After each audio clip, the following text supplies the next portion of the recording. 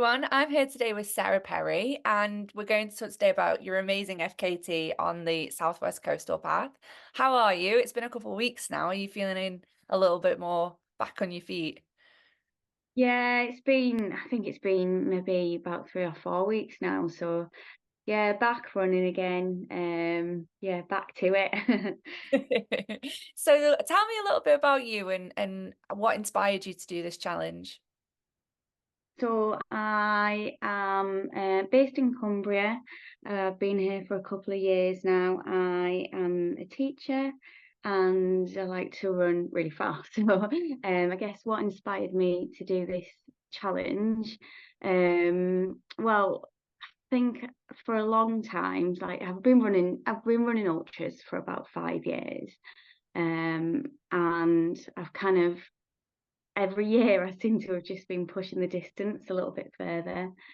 And to give a little bit of context, so like last summer, I attempted the coastal path. I attempted it supported and it didn't go to plan. I had to pull out because of an injury. And so I just almost immediately I started planning again because I knew I wanted to do it and I thought I could do it. So I started putting lots of time into going back and completing it. And unfortunately, a few months before I was set to go, my partner changed his job and he couldn't support me anymore. So I had to go solo. So I poured hours and hours into planning how that would work. Um, I guess the other reason for the Southwest Coastal Path was I like taking off national trails and long distance footpaths, and obviously the Coastal Path is the longest national trail in the UK. So yeah, that's how I arrived at the conclusion that I was gonna do it. Yeah. So tell me a little bit about like an average day while you were out there. You were out there for like almost 2 weeks. And Yeah. what motivation did you kind of have to put yourself through, especially on your own? So an average day, so I had a spreadsheet, I planned out kind of what distance I was going to cover each day and where I was going to stop for food, for water. And the unique thing about this route is that there's lots of ferries. I think it's about 15 ferries on the route. So everything had to be planned meticulously. An average day was about 50 miles, give or take a little bit, depending, because there was a couple of days where I had three different ferries to catch. So on those, I didn't want to be running like 50 miles, so I had to knock a few miles off there and add it onto a day where there was less like faffing about. So, yeah, I mean, there wasn't really like an average, I guess, and yeah. So basically, what I'd planned, what I'd planned to do was the 50 miles, and then I'd get a proper sleep every night. And I'd planned Airbnbs that I was going to stop at along the route, and that went to plan for possibly like the first week or so. And then so at some point during the middle of the adventure, um, there was a couple of ferries that were cancelled because of bad weather.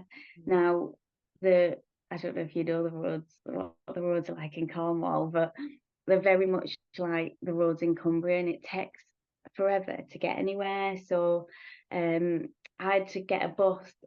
I had to get two buses and go right round, which it was like half a day of traveling.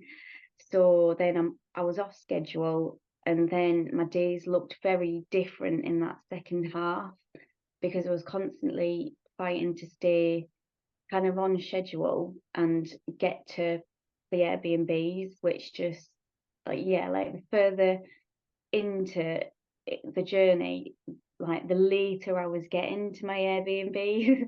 So it went from like 12 o'clock to 3 a.m. to I think one of them I turned up a whole day late. So I got there like 12 noon the next day. I was like, oh, can I come in and please just get a shower and have something to eat and have like half an hour's nap? and charge everything. And luckily everyone was really, really kind about it. But yeah, I guess back to your question, an average day. At the start of the journey, it was very much like very early start, maybe like 4 a.m. And just kind of ticking away through the miles. There was always something to contend with. Like at the start of the journey, there was loads and loads of, like, the mud was so horrendous in some parts that you couldn't run through it. You just like sliding through it or like trudging through it. Although like the weather was really bad, it was super windy for parts, and it was just kind of like just trying to keep moving Yeah. and just trying to not let any of those, like, because really they are little things, aren't they? Like when you're there, when you're in it, it feels like it does feel big. And it was just trying to not think about them too much, and just like I did lots of visualizing the end goal, and just, yeah, because I think I kind of agreed with myself that it would have to be something really serious for me to stop. Mm. Like a limb would have to drop off, someone would have to die at home. Like it would have to be, something like really significant. So it was just like noticing the small things too, because it is like a really stunning stretch of coastline, and there is always something to look at. And so yeah, it's just trying to not let the little things seem like big things, I guess, and just keep moving. I saw a comment you put on somebody's Instagram, and it was like, I think I've taken more ferries now than I have in my entire life. Going, do you know, there were some days where it was really windy too, and I'm a land lover. I'm not a lover of water, so I was just clinging on like, oh, be over. Yeah, it is like there's so many ferries. That feeling and too of kind of trying to get there, because some of them were working from like 10 till 2 or like 10 a.m. till 4, which if you're running all day, that's a really small window. So like the logistics of trying to get places on time, like quite stressful. Especially on your own. It's amazing that you managed to do it all on your own. What sort of things were you eating along the route? So, with it being a coastal path, I was really lucky that most sections had lots of little shops or little cafes. And as I say, I'd kind of already planned where I was gonna stop, where I was gonna fill up. So I was like, there seemed to be a co-op everywhere. So I was getting the same like circulation of like real food, really, like little pot pies and little sandwiches, little like basically just raiding the whole shop and having a selection of everything. It was really interesting. The guy that had previously had the self-supported record, I read his report on the FKT site, and he had sent boxes ahead to post offices and places that he'd stay. Um, and I did consider that, but I opted out, just, with like I said, with ferries and trying to get to Airbnbs on time. I just thought that was another thing to contend with. And really, you don't really need sports nutrition, do you? I'm not like racing at the top end or anything like that. I can live off mini pot pies. So how did you feel in your body, in that second half? Because 50 miles every day on average is a really big kind of effort. Do you know? So probably the worst part was like the middle part. I had like not a strain, but like I could feel my anterior tibialis. It was really sore towards. It was more towards the end of the day, like when I'd been on my feet all day, and I think it was maybe the sliding around in the mud, like, the movement. Um, so I was very aware that that was really sore, and I was kind of trying not to think, oh no, what's this going to be like tomorrow? Is that, trying not to think of the bigger picture in that sense, and just dealing with it at the time. And I was trying to like elevate it, ice it if I could, and just like basically manage it. But like it never got any worse than kind of, in the morning it would surprisingly feel okay again, and I'd be like, okay, well, let's just run with it and see what happens. And then strangely towards like the end, I felt like I was getting stronger. I felt like my body had just accepted, right, this is what we're doing now. We're going to get up. We're going to run 50 miles. Yeah, it was really strange. I definitely felt stronger towards the end. And then obviously like the day after I stopped, when I had to travel home, I traveled home by train. Like I got up and I just felt like I couldn't go and run again. It's so strange, isn't it? Like when you stop, everything just falls apart. Like I couldn't even walk. I was like limping around because my feet were so blistered. And yeah, I couldn't imagine having to get up and run 50 miles again. But the funny thing is, if I had to, I would have probably managed. And you find something within you and you just do it, don't you? Yeah. Um, So what were some of your favorite moments? Did you have people kind of stopping you on the way and asking you what on earth you were doing? You know what? I didn't. I did have some really lovely conversations with people, but more like, seeing them at the Airbnbs or going into a cafe or whatever. And yeah, it was always the same response. I bet you could probably guess what the response was.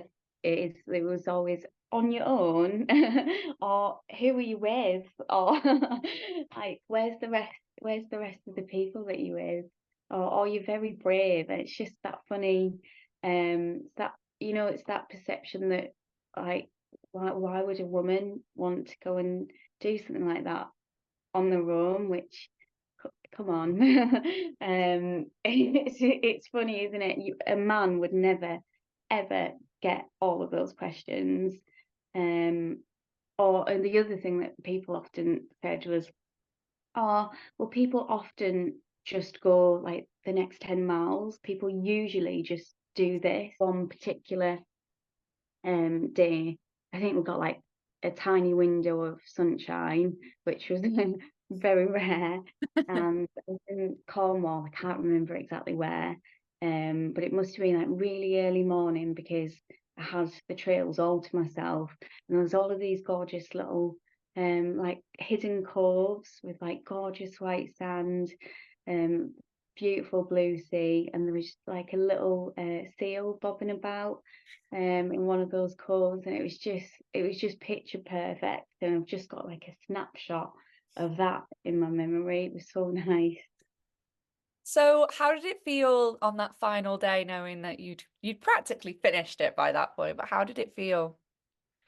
Do you know, it really mixed. So um I definitely was ready to finish, and it was still a 50-mile day. It felt like a really long day, but I remember I did enjoy a lot of the morning. And something I don't think I mentioned was I actually went the opposite way to my previous attempt. So when I was finishing, that was where, like, the kind of where I would have started last time. So it was nice to cover lots of that, but I'd already experienced lots of that route. I got a beautiful sunset. Everything looked stunning on kind of that last section, and then I did kind of like 20 miles in the dark, and the weather turned. I think 10 of those miles were in a woods, and I was just exhausted and on borderline confused too. I think tiredness had really kicked in, and yeah, I was so ready to finish. Like I had envisaged finishing, thought I'd be really emotional, um, and it just wasn't like that. 'Cause I think I just ran 20 miles in the rain, in the dark, and I was fed up. I was just glad to stop. I was so relieved to just stop, and it wasn't it wasn't anything like. But I didn't feel emotional. I just felt like, thank goodness. So, what was kind of like the recovery process like after you got home? So yeah, it probably took my feet the longest to recover. Mentally, it took a lot out of me. So for the next week or so, I was waking up in the middle of the night thinking, "Oh no, I've fallen asleep on the trail." Back to normal now, and it's hard to say, isn't it? Sometimes you feel good, but it's something like that takes it takes a lot out of you, doesn't it? Yeah. Did you anticipate when you set off, did you anticipate, grabbing the records, or was that just kind of like something in the background? Yeah, so as I say, I planned everything Yeah. meticulously. I had it in a spreadsheet. The the the kind of goal time was somewhere between 12 and 13 days. So if everything had gone to plan, I would have probably wouldn't have been as sleep deprived, and I would have been able to push through. The plan was to kind of push through that last night, or even the last couple of nights. But obviously, since I was kind of doing that anyway, there wasn't any wiggle room with that. So yeah, I had planned 12, 13 days. Yeah. That was, And it and if was, it didn't happen, if it didn't happen, it didn't happen. I would have just finished anyway, with whatever time it was. But yeah, it went to plan. and the discourse online has been amazing. I don't know if you've seen the comments, but everybody is just kind of like congratulating you, and just kind of like so amazed that, that you managed to do it all like on your own. I think it's absolutely incredible. So what sort of things, if you could go back and do it again, what sort of things would you change? Oh, do you know, it's so tricky to say because I I did the very best that I could with everything that was thrown at me, and like I always said to people that there's a peace in that, in coming away knowing that you left absolutely everything out there. I don't think I could have done any more, and everything that happened was it was things that were out of my control. So I think I'm really pleased with how it went, considering everything. Yeah, and you managed to get the worst weather windows, and now it's lovely, isn't it? I just, yeah, it's just the luck of the draw, isn't it? It was like it was my Easter holidays, Yeah, so it was like the only 2 week kind of stretch that I could have really had without taking like extra time off. yeah. So do you know, last year I actually went down to do a recce the same time the previous year, and it was gorgeous. Just It's just how it is, isn't it? bit. So, what do you have planned for the rest of the year? So I've got 13 valleys in September. I've not planned anything from now until then. So I think I just need some proper time to just actually, properly rest and build back up. And then I've got the winter spine at the start of next year. So yeah, Amazing. very different. Yeah. Well, good luck with everything. Thank you so much for taking time, and good luck for 13 Valleys. Oh, thank you. Lovely to chat to you. You too. Bye.